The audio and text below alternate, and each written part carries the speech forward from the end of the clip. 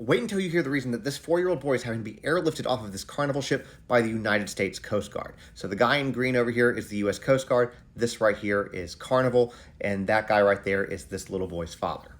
And this all happened on day 2 of their cruise. Now, what happened was this little boy went to kids club for the day, then went to the candy store, and then went with his mom to the jewelry store. Now, somehow in the time from the candy store till they got back to their room, this kid started to have a very bad reaction to something.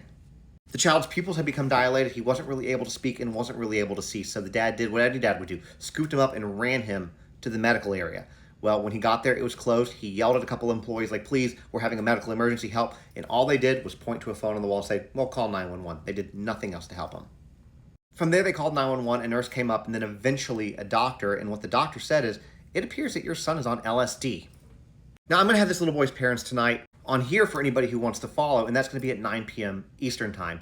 Now, what I can tell you, now after this child was examined, the doctor said, well, we're going to monitor him to make sure he doesn't have any seizures. That was until about 3 a.m. And they said, well, then go back to your room and then come back around 9 o'clock. Well, at 7:30 in the morning, the child had not slept at all, couldn't sleep, was wandering around, was being pretty incoherent. So finally, the decision was made to airlift him off the ship so he could receive proper medical intervention.